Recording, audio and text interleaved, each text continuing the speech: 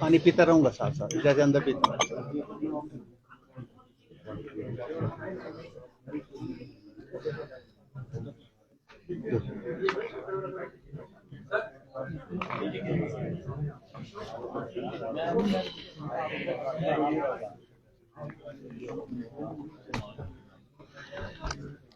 नमस्कार. Are you ready for the fourth pillar of the democracy is ready for the judgment? Yes, sir. जैसा कि आप सबको विदित है, कल प्रेस में भी मैंने ये कहा था कि एंटी डिफेक्शन लॉ के तहत जो पिटीशंस 6 माननीय विधायकों के खिलाफ हमारे जो कंप्लेनेंट हैं श्री हर्षवर्धन चौहान जी, जो पार्लियामेंट्री अफेयर मिनिस्टर भी हैं, के माध्यम से हमारे सेक्रेटेरिएट को मिली और मुझे नॉट एज ए अध्यक्ष but as a chairman of the tribunal, क्योंकि सुप्रीम कोर्ट का जजमेंट है कि when speaker acts under the 10th schedule, then he doesn't enjoy the powers and privileges of speaker, but his position is as a tribunal. This is a tribunal, and here I am in the shape of a tribunal judge or whatever you want to say, and here is the registrar, my secretary. So this pronouncement is in reference to those observations made by the Honorable Supreme Court and the various high courts in the various judgments. ये जो 6 माननीय हमारे हैं जिन्होंने चुनाव तो Congress party से लड़ा और जो एंटी डिफेक्शन लॉ के जो प्रोविजंस है, जो इस पिटीशन जो मेरे पास दायर हुई उसके प्रोविजन उन्होंने अपने खिलाफ अट्रैक्ट किए और उसी के ही संदर्भ में ये पिटीशन यहां पर जो है पार्लियामेंट्री अफेयर मिनिस्टर के माध्यम से हुई। और मेरा जो ऑर्डर है ये बहुत एलैबोरेट है, एग्जॉस्टिव है और लगभग इसके 30 पेज हैं, जिसमें मैंने जो माननीय जो हमारे learned advocates from the Supreme court, from the high court for petitioner and respondent appear हुए, उनको मैंने पूरी हियरिंग दी, एग्जॉस्टिव हियरिंग। लॉयर्स जो थे वो बार बार पेशाब करने जा रहे थे, मैं बैठा रहा और मैंने कहा I will be hearing you if you want to continue with your arguments up to 8 o'clock, 9 o'clock, 10 o'clock, 11 o'clock, 12 o'clock. She concluded the arguments at 6 o'clock. It started at 4 o'clock and one advocate took 1 hour and 10 minutes, the other took nearly 1 hour. Exhaustively they were heard. The record was perused. There was, because Mr. Jain was time and again referring to we should be given more time. There is no need to give more time. Reason being, it is a matter of record. The petition discloses that the 6 members, when the party has issued a whip to them, they defied the whip. And whether it attracts the provisions of the anti-defection law or not, this point I have to see. And it is a matter of record. The honorable members, they were present here. They have marked their presence in the Vidhan Sabha register that we have seen, that is a part of the record also. And when these cut motions and the demands were put to vote, they were not inside. Yesterday when it was presented in the house and it was to be passed, they were not there in the house. So they had defied the whip and they have attracted the provisions of the anti-defection law. And the judgment part is, and you can ask further questions also. Consequently, after I hold that the respondents have incurred disqualification under para 2, 1, clause 1, subclause A of the 10th schedule, and therefore I hold and declare that respondent number 126 ceased to be member of Himachal Pradesh Legislative Assembly with immediate effects. This is order. They ceased to be the member of this august house, honorable house. Now, the rest of the things, if you want to know much more, then you can ask.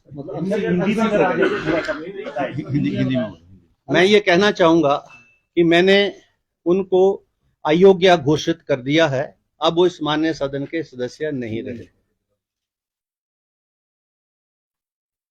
और अब ये judgement जो है that is for judicial scrutiny also, that will be you see, चाहे high court होगी चाहे supreme court होगी, इसकी जुडिशियल स्क्रूटनी भी होगी।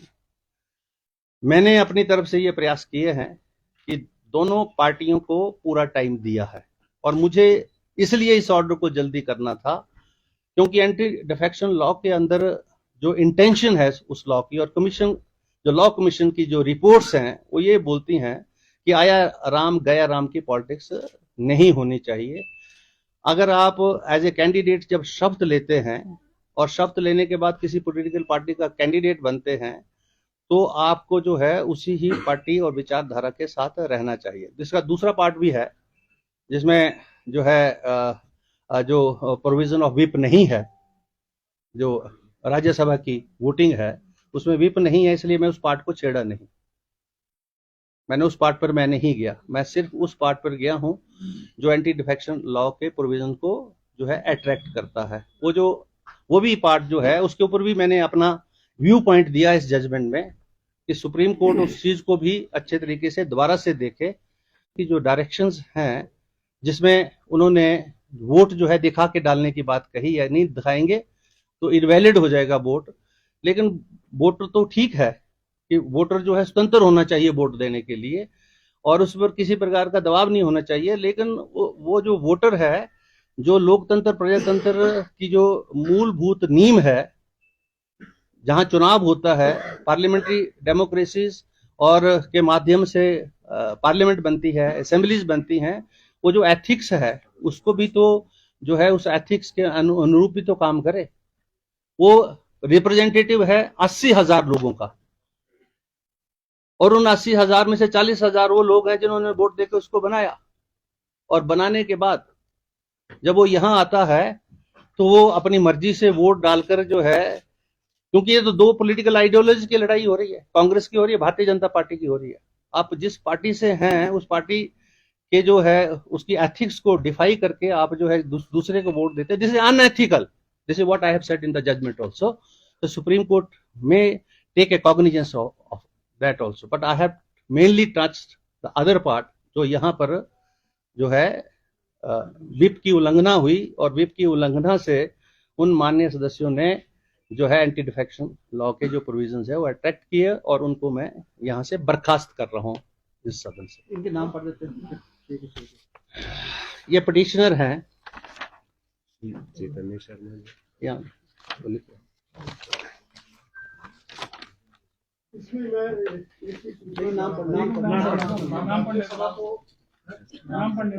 छह ये पिटिशनर 6 के खिलाफ थी ये। एक तो हमारे माननीय सुधीर शर्मा जी, दूसरे जो है चैतन्य शर्मा जी, देवेंद्र भुट्टो जी, राजेंद्र राणा जी, इंद्रदत्त लखनपाल जी और रवि ठाकुर। ये जो हैं ये इन सब का संबंध कांग्रेस पार्टी से है। अगर सर ये नई पार्टी फॉर्म करते हैं और 1/4 इनके साथ एडजस्ट होते हैं तो ये ऑर्डर इम्प्लीकेबल होगा उस पर? अभी तो ये ऑर्डर जो है, इस ऑर्डर के माध्यम से उनकी सदस्यता रद्द कर दी गई है। अब इस माननीय सदन के वो सदस्य नहीं रहे मेरे ऑर्डर के मुताबिक। हाई कोर्ट क्या बोलती है, सुप्रीम कोर्ट क्या बोलती है, क्योंकि मेरे इस ऑर्डर की भी जुडिशियल स्क्रूटनी है। This order is not in finality, this order is a subject of judicial scrutiny, and if the High Court whatever the high court says, there is a supreme court also for that. So ये जब दोनों जगह इसके ऊपर judicially scrutinise होके आएगी तब ये ऑर्डर इन फाइनलिटी होगा। जब उन्होंने कांग्रेस के खिलाफ वोट नहीं दिया तो एंटी डिफेक्शन कैसे होगा? सिर्फ विप के आधार पे भी एंटी डिफेक्शन? यस, होता है, वही मैंने पढ़ा है और आप उस लॉ को देख ले।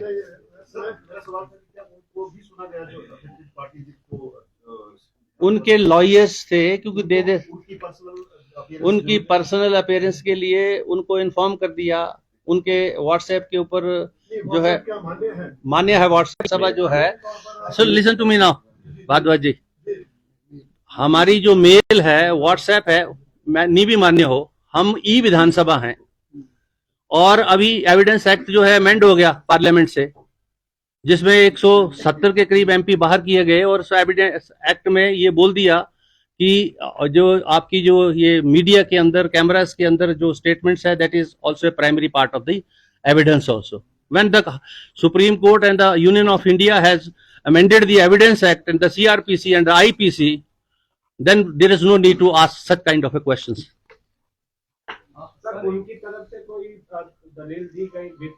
उनकी तरफ से बार बार वकील साहब एक ही मुद्दे को बोल रहे, मुझे और टाइम चाहिए, और टाइम चाहिए। मैंने कितना टाइम चाहिए आपको? क्योंकि ये इशू तो ये है कि चुनी हुई लोगों के द्वारा मेजॉरिटी की सरकार, जिसको सत्ता 5 वर्ष के लिए सौंपी गई है, आपका जो एक्ट एंड कंडक्ट आपके क्लाइंट्स का है, क्या वो जो लोगों की मंशा है उसके अनुरूप है या नहीं है? मुझे तो सिर्फ ये विषय देखने हैं यहाँ पर। आप ये चुनी हुई सरकार लोगों की सरकार है, हिमाचल प्रदेश के लोगों की सरकार है, 5 वर्ष के लिए इसको मैंडेट मिला है। 40 लोग जो हैं कांग्रेस पार्टी से जीत के आए हैं, और अगर वो आया राम गया राम की या खरीदो फरोख्त की या करप्शन की पॉलिटिक्स करते हैं, this part I have to see as a speaker, because I have to dispense justice to everybody and to the Himachal Pradesh as a whole also, not to the BJP and not to the Congress party. आप तो ये सवाल पूछने के लिए इसका जवाब मिल सकता है कि विप की सर्विस उनको कैसे हुई या कैसे, मतलब क्या उनको विप की सर्विस हुई कैसे होती है, थोड़ा ये पता चल जाए। उनको उनके सिग्नेचर हैं रिकॉर्ड पर, ऐसे जजमेंट के ऊपर रिकॉर्ड लगा, उन्होंने सिग्नेचर किए हैं पार्टी मीटिंग्स में, they were present in the party meetings and here also. जब विधानसभा का वो रजिस्टर रखा होता है परे, उसको आप प्रूव कर सकते हैं नीचे जाके मीडिया वाले, उसके ऊपर दोनों बार जब उन्होंने विप डिफाई किया, दोनों बार उन्होंने हाजिरी लगाई है। उनके वकील बार बार ये आर्गू कर रहे थे कि वो बीमार हो सकते हैं, उनको शायद ये पता नहीं था। मैं चुप रहा, हंसता रहा, सुनता रहा उनको, कि उनको पता नहीं है, हमारे पास वो रिकॉर्ड है। उस पर उन्होंने हाजिरी लगाई, they were present in the Vidhan Sabha. Yesterday also they had come in the copter and they were inside the hall when there was the house had adjourned, and उसके बाद उन्होंने वहां हाजिरी लगाई और चले गए, वहां से कॉप्टर से उठ के चले गए। अभी तो मैं बहुत सारी बातें करने वाला हूं आगे आने वाले टाइम में। खरीद फरोख्त का आप जिक्र कर रहे हैं, क्या खरीद फरोख्त के भी कोई? मैं ये कह रहा हूं कि एंटी डिफेक्शन लॉ की मंशा ये है कि खरीदो फरोख्त की राजनीति ना हो, भ्रष्टाचार ना हो, मैं ये बोल रहा हूँ। This is what I am saying, I am not aliasing against them. अच्छा, एक सवाल है कि ये फैसला जो है उनको सुनाया गया है या किसी माध्यम से भेजा गया है? ये फैसला जो पब्लिक डॉक्यूमेंट है, anybody can have a copy of this because this is announced, anybody can apply for the judgment and I as a tribunal within 24 hours have to supply a certified copy of this and I will be supplying that. This is the rule. This is the High Court rule, Supreme Court rule. If the Supreme Court passes any order, you can procure a copy of that, but you see there is a time limit for even urgent application you file within 24 you can have the order. You can have a 24 hours order by tomorrow morning. Thank you very much. Okay sir, thank you. Thank you sir.